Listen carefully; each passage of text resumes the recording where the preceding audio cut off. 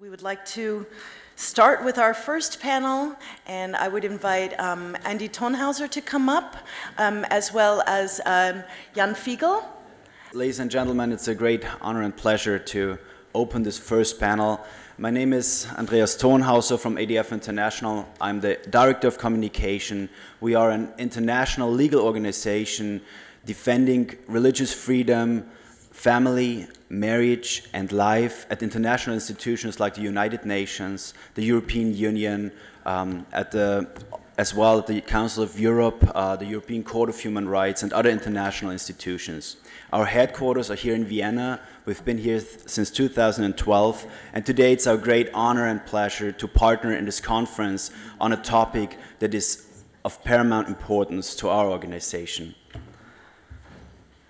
Make sure that those who murdered our families, those who tortured and raped and brutalized our friends and relatives, those who destroyed our churches, our buildings, that those who drove us out of our homelands, make sure that once ISIS and Daesh are defeated, that those people are not allowed to just simply shave off their beards and go on to live their normal lives.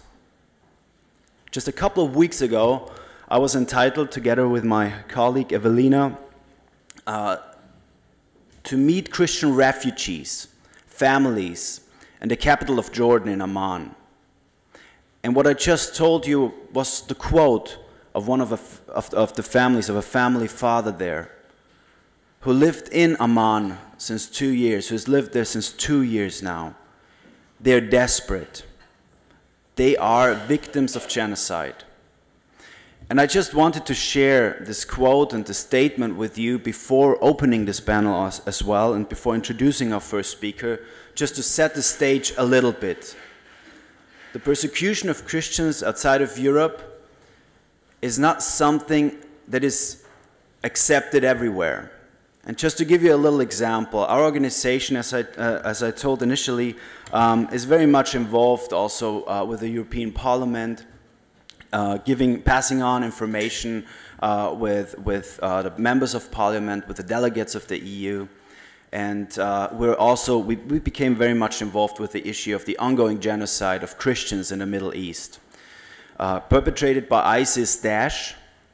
And when we look closer into this whole issue, before all the resolutions at the different international institutions were being adopted, and before the recognition of the genocide, there was great reluctance. When I first reached out to to the journalists of publications like The Economist or other well-known media outlets, well-educated journalists, and I told them about what was going on in the Middle East, the first thing that I heard was, it is terrible what is happening there, but you must not label it genocide. This is something else. You must not use this word for what is going on there.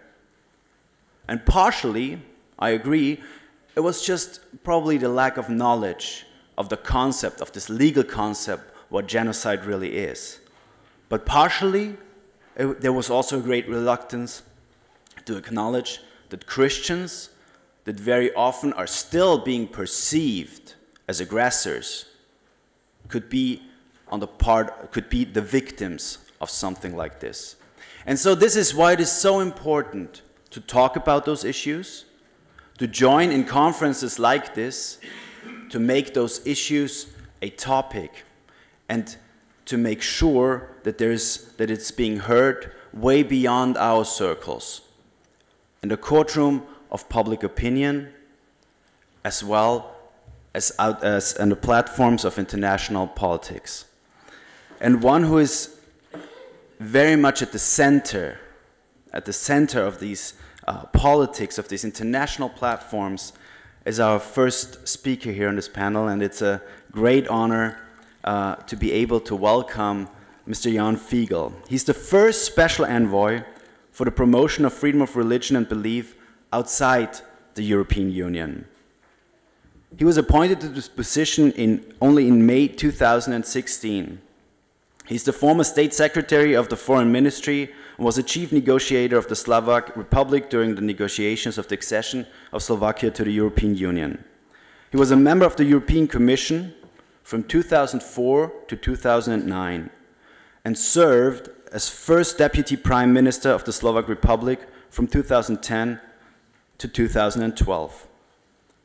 In 2014, Mr. Figel successfully proposed an amendment to the Slovak Constitution on the definition, protection and support of marriage as a unique union between one man and one woman.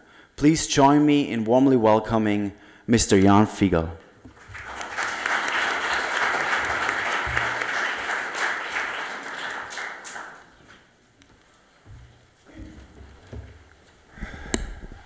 Good morning, Grüß Gott.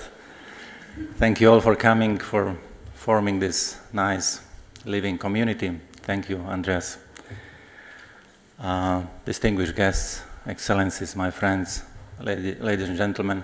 For me, it's really a pleasure to come to this place for many meetings, which I remember and I still hope in future to come with distinguished people like Christoph Kardinal Schönborn and his team and his friends, because they do a great job for humanity, and not only for Christians, but for all.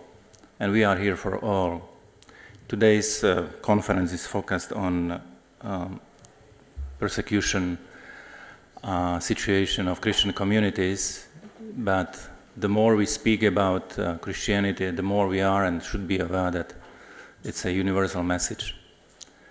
We are invited to be in brotherhood, sisterhood with all the people, and that makes the difference in our relations.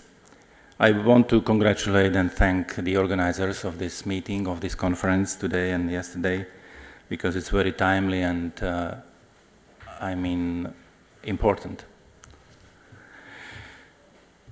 I prepared also some visual messages which are linked to what I want to say and share, because I think that even this meeting can make a contribution and difference in what's going on in Europe and in the world. Freedom of religion or belief, it's a litmus test of all human rights. If there is lack of freedom of religion, there is also lack of civic and political rights. So when we speak about religious freedom, we mean much more than just observance or worships or possibilities to develop life in religious faith. Because this is important for Christians, for believers, but also for non-believers. It is about atheists, it's about freedom to change conviction, and it is about freedom which is individual but also collective. And human rights are individual, and in some aspects they are collectively developed and used. Freedom of thought, freedom of conscience, freedom of religion are the base of human dignity, and they create also foundation for freedom of expression, other freedoms of association, participation in political life, etc. Respect of human rights is not possible without freedom of religion or belief. The world is quite religious. According to scientific surveys, 84% of the world population declares religious affiliation. So we are not speaking just about small numbers or some people, small groups, but overwhelming majority of the world population today in the 21st century. I want to say that those who do not understand religion, and even or especially abuse of religion, cannot understand what's going on in the world. And it is an important message for teachers, for politicians, for legislators, for lawyers. To understand religion means to understand the world of today. And if we know the diagnosis, we can heal, we can bring a therapy. Without proper diagnosis, we are even dangerous to do something. But out of these so many people in the world, over 74% live in the countries which significantly oppress religious freedom, because most populated countries belong to this group. There are many reports in the world today brought by United Nations, US State Department, European Union. We have high representative reports. European Parliament Intergroup provides such reports on human rights, and FORP especially, freedom of religion. This is the third, the fresh current edition. I also want to applaud non-governmental surveys, and there is a map provided this week by ACN, Aid to Church in Need. Also Open Doors messages, their knowledge, and Human Rights Without Frontiers, US Commission on International Religious Freedom. ADF provides a lot of information. So we can know quite clearly with a serious base, informational or factual base, what's going on in the world. There is critical situation of religious minorities in the world today in many regions. The stages of this critical situation could be labeled intolerance, discrimination, and persecution. But there is even the special level, I want to underline what Andreas has told, ongoing genocide, which is more than only persecution. It's liquidation, in part or wholly, religious or ethnic communities in some countries or on some territories. From this fresh current map, which compares also situation within the last 2 years, there are 38 countries which violate significantly religious freedom. Those in red persecute, and those in orange discriminate on the basis of religion. The overall trend, if you study more the results, is negative. The trend, situation is bad, trend is negative. 23 countries with persecution speak also that majority among them are non-state actors. Persecution done by, for example, ISIS, so-called state. It's a terrorist organization. Boko Haram in Nigeria, Al-Nusra, Al-Shabaab in Kenya, or Taliban in Afghanistan. Intensity and frequency of attacks on certain groups like Christians, Yazidis, Jews, Ahmadiyya Muslims is growing. Intensity and frequency of attacks is growing. And we can say from different studies and comparisons that Christians are the most persecuted community, religious community worldwide. First of all, of course, they represent also biggest population, but also they are many times seen as collaborators, representatives, or agents of the West. So they are attacked because messages against America, against Europe, against the West. Estimations of killings go up to 100, even to 150,000 people annually, Christians killed in the world. There are many red or dark places. Probably the darkest one, also in red on this map, is North Korea, which is one large camp with concrete prisoners, but also with the nation living without freedom. I think Timothy will give his testimony, which is more precise and, of course, personal.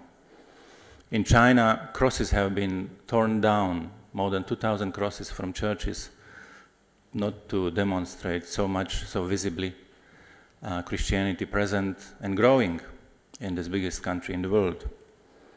There is persecution of Falun Gong, very dangerous, very inhuman treatment. But there are problems between Hindu in India and other religions. In Pakistan, Bangladesh, on blasphemy legislation, many people are not only accused but sentenced even to death. Maybe the most famous is the case of Asia Bibi, mother of 5, being sentenced to death in 2009 and then 10, and expecting final decision soon. They prosecute also Ahmadiyya Muslims, very bloody way. In Burma, Buddhists prosecute Muslims and Christians. In Iran, not only Christians but also Baha'i is persecuted. All in all, this creates not only these bloody situations, oppression, but also a wave of migrants, refugees, and internally displaced persons. Last year, currently, we achieved record high number, reaching over 65 million people out of their houses, out of their homes, out of their countries. It's more than it was, and it's the highest measured number. And it's also international problem and challenge, how to deal with these figures. These are not numbers, these are people, families. Please allow me to say a few comments on Middle or Near East. I think that this is something what is important for all of us. I call it Near East, in Slovak it's Blízký východ, Nahe Ost in Österreichischen or the Deutsch. It should be close to us because it's a cradle of Christianity, but also a cradle of other major world religions. It's also a place where our civilization was born, started. It's a geopolitical Schwerpunkt, center of the world. If there is peace, we feel it. If there is war, we feel it as well. And it is our neighborhood. And neighborhood is always important. This region is now in a bloodshed, in instability. There are some islands of quasi-stability, but tendencies are negative. Conflicts are growing, and future is foggy. And especially, I want to underline again, there is ongoing genocide. And after the Second World War, in the convention, which is called Genocide Convention, we stipulated 3 principles: to prevent, to protect, and to punish. And today, and many times since 1948, we've seen that we didn't prevent, we didn't protect, and we even didn't punish properly or with full justice. But the difference between crimes and the war crimes or crimes against humanity or genocidal situations in the past and today is very visible, because killing, persecution, liquidation, mass murdering is online, it's demonstrated, it's not hidden, it's not covered. Perpetrators do it in order to spread the ideology of caliphate or fear, or end fear. And we shouldn't give up, we should react properly, because we committed ourselves. Our signatures, our countries, democracies should mean something. There are many resolutions adopted in this year, quite many, and I want to applaud the European Parliament, mainly because this was kind of breaking text, but also Council of Europe, because it covers the whole continent, including Russia and Turkey, and then United States, United Kingdom, Australia, and some other institutions and bodies that they have been able to speak unequivocally about martyrdom as a genocide in the Middle East. But governments are rather silent, and that's the problem, because they have power. They have power in the United Nations, whether we mean Security Council or General Assembly, or in practical implementation of foreign and international policy. I hope that some will make steps in the right directions, because no Not to act is to act. Not to speak is to speak. These are words of the victim of Nazi regime, Dietrich Bonhoeffer. Not to act means also kind of action. Not to speak is to speak. ISIS is not a religion. ISIS is terrorist organization. And this must be defeated. This must be destroyed. It's not for the negotiations. It's not for some kind of arrangement. Violent utopia of caliphate resembles many utopias of the past, which ended similarly. We shall remember this day probably because Fidel Castro died. Maybe you know it, maybe not. When I told it to a young Christian boy today, he said, mercy be to him. This was Christian message to the man who set totalitarian regime on the island of freedom, so-called island of freedom, Cuba.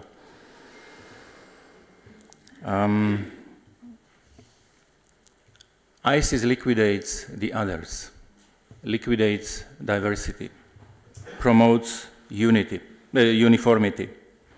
They liquidate Christians, Yazidis, Kakais, Turkmens, Shia communities, and violence, murdering, kidnapping, raping, torturing, enslaving. These were instruments very visible in our media, but also in testimonies of many victims and survivals. Let me say a few words about two countries which are so dear to us, Syria and Iraq. Syria is a battlefield of many domestic and foreign actors. Aleppo is in agony. Many people has left. Many questions grow up, what to do, how to progress. I want to say that military solution is not coming. Syria needs political solution with full seriousness. I'm happy that European humanitarian aid is visible. This was a message of Christian patriarchs from Syria who visited recently Brussels and Geneva. Great work of faith-based Christian non-governmental organizations in Syria and in Iraq is praised by many. This is the picture from the meeting with 3 Christian leaders from Syria, and it's significant especially because they came to address United Nations and European Union, these two, not the others. I don't want to speak about the others, but they still keep hopes connected to European Union and United Nations. Secondly, they delivered a message of children. 1.2 million children made drawings, paintings. I got some of them here with me. I can share it with you. I'm not sure that all children are still alive. 1.2 million children, sorry. Yeah, just to handle it with people. They appeal to the world for peace, to live in peace, because they need future. And patriarchs delivered message of children. So they didn't speak too much about just church communities, but children and future of Syria. And thirdly, they came not to ask for money or special assistance. They came to offer more, that they are ready to deliver more assistance, not only to Christians, but to all people in need. I think this was one of the best visits in this time, in these years, to Brussels and Geneva I could witness, and I'm happy to work with them because this is right approach. To offer because we are invited to share. In Iraq, there is ongoing Mosul operation, gradual subsequent liberation of the territory, which is so dear, so important, not only to Christians. The population of Christians from original 2003 number 1.4 is now down to maybe 250,000, very low, 1 out of 7 still alive. question is how many people will come back, would come back. It is depending on the steps after Mosul liberation. We need not only peace, but also justice, as it was mentioned by Andreas, national reconciliation in Iraq, return and reconstruction. Instead of many words about situation in the two countries, but especially Iraq in this moment, I would like to share a 2-minute video news from the territory, because it speaks in French, but very clearly about the territory of their fathers. It speaks about not only a religion, but living together and committed to come back. Please, it's worthy. It's better than many words.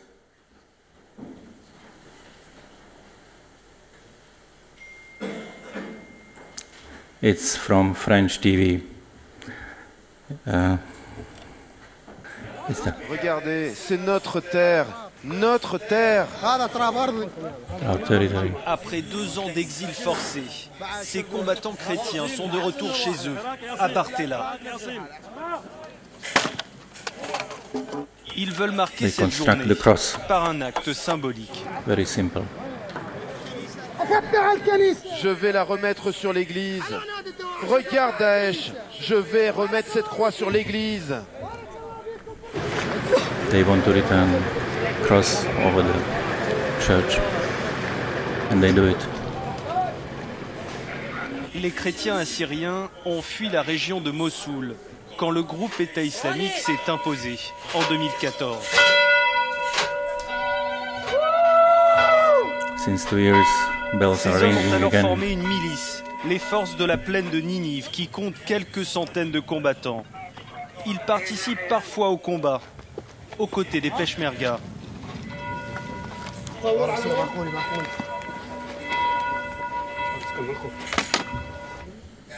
Notre but, c'est de défendre nos terres et de ne plus jamais subir ce que Daesh nous a infligé.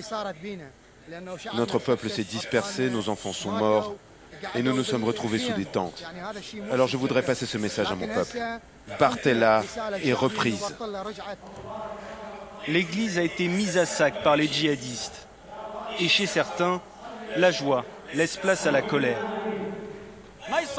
Cette destruction est intolérable, insupportable. Aucune religion ne peut admettre cela. Ces terroristes n'ont pas de religion. Ici, c'est la maison de Dieu. It's not a religion. No religion would do that. Pour ces hommes, cette journée reste une étape. Pas question de faire revenir leur famille avant la reconquête de Mossoul.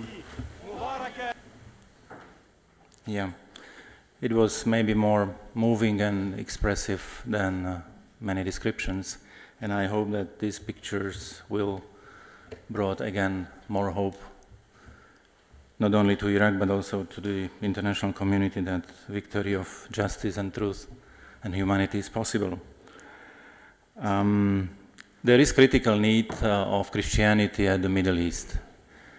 Not because I say it, but because people and history confess that. Christians in the Middle East are authentic, original component.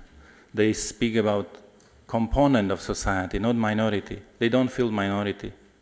They feel that they belong there. It's their patria, their homeland, not minority.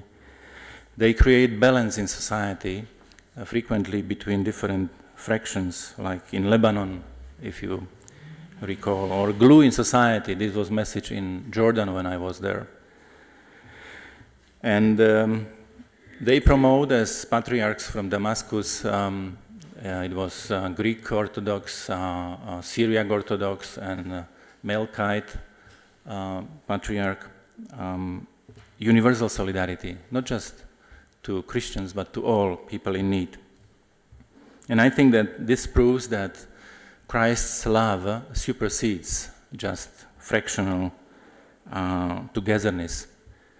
It is about love even to enemies. That's what makes difference. That's why Georg Hegel could say that Christianity is absolute religion, because it's not linked to the territory. It's not linked to any specific law, like Islam and Sharia. You cannot separate. But here, this is about values, humanity, togetherness, of course based on dignity for all. And Rémy Braque said, Christianity has unique character because it's religion, nothing else. We should be aware and think why and what is so important to promote presence of Christians in the Middle East, in this Schwerpunkt of the world. So where are the sources of hope? To speed up a bit, for freedom of religion or belief was for a long time an orphan, abandoned child, orphaned right. Now I hope and I see and I try to contribute to be adopted child, to be adopted right, to be embraced, because it is important. We lived decades in the false secularism, because in many countries, in many corners of Europe or the world, it played a role of replacement of religion. Sound secularism is a principle which opens the space, which creates the space for all, for plurality. And false secularism closes the space, empties the space. So instead of openness, then we see emptiness. And it's a huge difference in society and for society, for freedom. Freedom for, not freedom from. I'm happy that somehow we are moving. 2013, 28 countries adopted EU guidelines on freedom of religion. 2014, European Parliament created intergroup on freedom of religion. 2015, the Canadians came with the initiative, and now we have contact group for freedom of religion. 16 countries now, including European Union. And this year, Commission created post or position which is attached to my responsibility now. We hope it will deliver fruits, not only structures, positions, but fruits for people in need. In some member states, we have ambassadors at large or envoys, like colleague Hungarian State Secretary being here with us. It's a new position. Together, we can make a difference. It is possible to change the world, to change the European atmosphere. Crisis is always not only problem, but also opportunity. Middle East needs justice, and peace is fruit of justice and reconciliation. Religions represent enormous potential. We used to speak, even study, describe religious wars. We need to describe and work for religious peace. It is possible. It is an important notion. Religious peace. And promotion of faith-based reconciliation, I think, is also part of the solution at the Middle East. Therefore, we need education for living together in diversity, not in uniformity. Unità ma non uniformità. It's difference. It's enriching. Unity in diversity is enriching. Education for living together, like these boys on the picture, is a must, and not only in the Middle East. There is one important duty to keep many rights, and it's a duty of brotherhood. If I may ask for the Article 1 of the Universal Declaration of Human Rights, it says, all human beings are born free and equal in dignity and rights. They are endowed with reason and conscience and should act towards one another in a spirit of brotherhood. One special duty, and then is another one in 29 article, balance many, many rights. Declaration has 30 articles. We should be aware and also work in the spirit of brotherhood. Without that, unilateralism will not work. Rights without duties is a nonsense. Freedom without responsibility cannot be sustained. There are many contributions now. Assisi, again, after 30 years, world religions meeting together. Patriarch of Rome and Patriarch of Moscow, first time ever, they met on Cuba. And they met, I think, because there is a bloodshed of martyrdom. It's a fruit of martyrdom, not incidental occasion. For Pope Francis, which I subscribe, especially because he was awarded by European institutions recently by Charlemagne Prize as a promoter of European unity. Dialogue with Islam is priority, and we see very concrete steps. There are also contributions from Islamic leaders, and I'm glad that they are coming because we need them. I brought one with me. It's Amman message from Jordan, message of religious leaders and intellectuals from Jordan to their followers about the importance to treat people with dignity. The second important message was adopted now, this year in January, in Marrakesh. More than 120 countries represented from the Muslim perspective adopted important message to people. We need to eliminate space for fanaticism, against fanaticism, for moderate living together. It is possible, it is important. On December 5th, there is a launching event in Bologna. European Academy of Religion is going to start its activities to put together scholars, universities, institutions and institutes to work and promote humanity instead of messages or policies of hatred and ideology. To conclude, I got this message rather as an appeal, not so much about statistics, which is in red figures or bloody pictures, but as an appeal. Freedom of religion or belief is a right and the responsibility of everybody, not only some, not only sometime, but all and everywhere. There are allies of evil and there are allies of good. Allies of evil are indifference, ignorance, and fear. These three. Of course, there are many more, but I wanted to stress indifference, ignorance, and fear. It's easy to govern over the people if they are indifferent, if they don't care, if they don't mind, or if they are afraid. But the good has also allies, and it is humanity, justice, and solidarity. The question about future is the question about my, your, our position. Because answer to this question, what prevails in our century, in 21st century, is important, but makes sense only when it's personal. Not somebody, sometime, somewhere, but me and us. The century behind is a century of genocides. I want to praise the work of many, and especially here I saw Peter Zörer brought copies of article published in his Foref magazine on century of genocides. Because 100 years ago, and I can even share the point with German Bundestag, this year in June, German Bundestag voted the resolution that Armenian killing was a genocide. After 100 years. It takes 100 years to recognize facts, not so much to help victims. And it is important to keep truth and speak about facts, but even more important to act towards the future. And we have ongoing genocide. So, century of genocides may end if we end our thinking and acting. And this means to bring personal answers to the important questions. Humanity, solidarity, and justice, if they prevail, I think century of genocides may belong to the history, not to the future. Thank you very much.